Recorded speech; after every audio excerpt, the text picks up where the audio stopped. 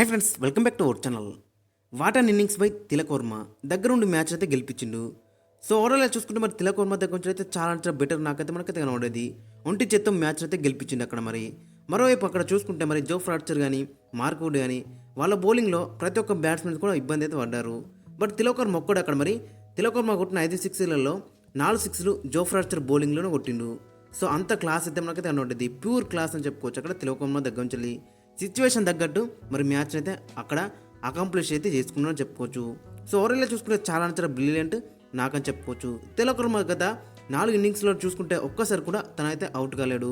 South ఆఫ్రికాలో అక్కడ మనం చూసుకుంటే మరి అక్కడ 2 సెంచరీలు అయితే కొట్టిండు. అక్కడ మనం చూసుకుంటే సౌత్ ఆఫ్రికాలో 107 నాట్అవుట్ ఇన్ 56 బాల్స్. ఇక ఆ తర్వాత మ్యాచ్లో 120 నాట్అవుట్ ఇన్ 47 బాల్స్. ఇక లాస్ట్ మ్యాచ్ ఈడెన్ గార్డెన్స్లో జరిగిన మ్యాచ్లో 19 నాట్అవుట్ 16 బాల్స్లో. ఇక ఈ మ్యాచ్లో మనం చూసుకుంటే 72 not out in 55 balls. Tilak Varma number 2 వచ్చి అక్కడ మొత్తం అక్కడ 11 ఇన్నింగ్స్లో 419 రన్స్ అయితే స్కోర్ చేసిండు. అక్కడ స్ట్రైక్ రేట్ చూసుకుంటే 171. దీంట్లో 200s అండ్ 250s అయితే మనకైతే కనబడుతున్నాయి. సో ఓవరాల్గా చూసుకుంటే తిలక్ వర్మ నెంబర్ 3 అనేది పర్ఫెక్ట్ సెట్ అయిందని చెప్పుకోవచ్చు. ఇక ఈ మ్యాచ్లో తిలక్ వర్మకి అక్కడ ప్లేయర్ ఆఫ్ ది మ్యాచ్ కూడా దక్కిందని చెప్పుకోవచ్చు. మొత్తం అక్కడ 72 అయితే కొట్టిండు 55 బాల్స్లో, 4 4s అండ్ 5 6s, 130 స్ట్రైక్ రేట్తోని. ఇక్కడ 130 స్ట్రైక్ రేట్ అంటే ఆల్మోస్ట్ 200 స్ట్రైక్ రేట్తో సమానం అని చెప్పుకోవచ్చు. ఎందుకంటే మరోవైపు వికెట్లు పడుతున్నాయని అక్కడ దగ్గరుండి అయితే మరి మ్యాచ్ అయితే గెలిపించిండు, దట్టు 2 పేస్ వికెట్లో. సో ఓవరాల్గా చూసుకుంటే తిలక్ వర్మ దగ్గర నుంచి అయితే మంచి ఇన్నింగ్స్ అయితే మనకైతే కనబడ్డది మరోసారి. ఇక ఈ మ్యాచ్ హైలైట్స్ అక్కడ మనం చూసుకుంటే టాస్ గెలిచి ఫస్ట్ ఫీల్డింగ్ అయితే తీసుకున్నాడు అక్కడ కెప్టెన్ సూర్యకుమార్ యాదవ్. సో అక్కడ మనం చూసుకుంటే మన బౌలర్స్ వచ్చేసి మళ్ళీ ఆన్ స్పాట్ ఉండని చెప్పుకోవచ్చు. మరోసారి ఇంగ్లాండ్ ఓపెనర్స్ అక్కడ క్రీజ్లో అయితే బాగాసేపు ఉండలేకపోయారు. అక్కడ సాల్ట్ వికెట్ హర్షదీప్ సింగ్ తీసిండు and Duckett wicket Washington Sundar అయితే తీసిండు. ఇక నెంబర్ 3 వచ్చిన జోస్ బట్లర్ కెప్టెన్ అక్కడ 45 అయితే కొట్టిండు. మరోసారి మంచి ఇన్నింగ్స్ అయితే మనకైతే కనబడ్డది అక్కడ జోస్ బట్లర్ దగ్గర నుంచి. మొత్తం అక్కడ 45 అయితే కొట్టిండు 30 బాల్స్లో, 2 4s అండ్ 3 6s, 150 స్ట్రైక్ రేట్తోని. ఇక ఇతను మీద వేస్తే మరి ఎవరు కూడా చెప్పుకోదగ్గ స్కోర్స్ అయితే మనకైతే కనబడతలేవు. ఇక తర్వాత నెంబర్ 6 వచ్చిన జెమ్మీ స్మిత్ అక్కడ 22 కొట్టిండు 12 బాల్స్లో, 1 4 2 6s, 183 స్ట్రైక్ రేట్తోని. ఇక నెంబర్ 8 వచ్చిన బ్రైడెన్ క్రార్డ్స్ అక్కడ 31 అయితే కొట్టిండు 17 బాల్స్లో, 1 4 3 6s, 182 స్ట్రైక్ రేట్తోని. ఇక రాబోయే ఐపీఎల్లో ఖచ్చితంగా మన ఎస్ఆర్హెచ్కి అయితే ఆడతాడు, దట్టు చాలా బెటర్గా పర్ఫార్మెన్స్ చేసిండు ఇక్కడైతే.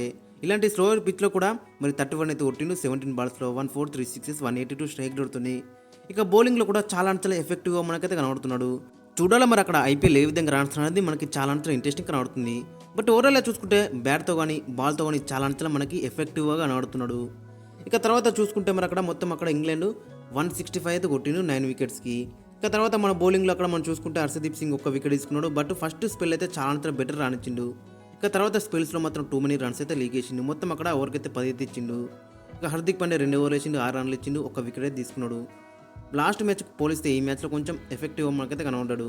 ఇక వాషింగ్టన్ సుందర్ 1 ఓవర్ వేసిండు, బట్ 1 వికెట్ అయితే తీసిండు. బట్ మళ్ళీ ఇతనికైతే బౌలింగ్ అయితే తీయలేకపోయింది అక్కడ కెప్టెన్. ఇక తర్వాత అక్షర్ పటేల్ 4 ఓవర్లు వేసిండు, 32 రన్లు ఇచ్చిండు, 2 వికెట్లు తీసుకున్నాడు.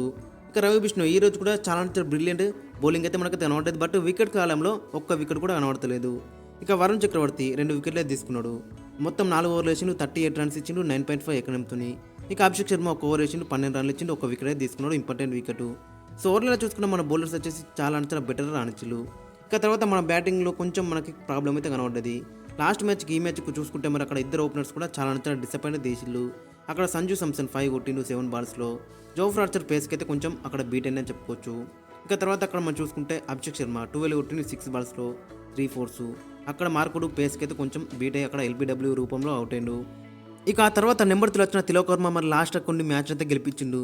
మొత్తం అక్కడ మనం చూసుకుంటే 72 కొట్టిండు 55 బాల్స్లో, 4 4s, 5 6s, 130 స్ట్రైక్ రేట్తోని. ఇక్కడ 130 స్ట్రైక్ రేట్ అంటే ఆల్మోస్ట్ 200 స్ట్రైక్ రేట్తో సమానమని చెప్పుకోవచ్చు. ఎందుకంటే పిచ్ కూడా చాలా 2 పేస్గా ఉంది అండ్ మరోవైపు వికెట్స్ కూడా పడుతూ వస్తున్నాయి. అలాంటి సిచ్యువేషన్లో కూడా అక్కడ 130 స్ట్రైక్ రేట్ అంటే ఆల్మోస్ట్ 200 ఎబో స్ట్రైక్ రేట్తో సమానమని చెప్పుకోవచ్చు. ఇక తర్వాత అక్కడ మనం చూసుకుంటే సూర్యకుమార్ యాదవ్ చాలా డిసప్పాయింట్ చేసిండు. 12 కొట్టిండు 7 బాల్స్లో, 3 4s కొట్టినప్పుడు కూడా చాలా బెటర్గా కనబడ్డాడు అక్కడ.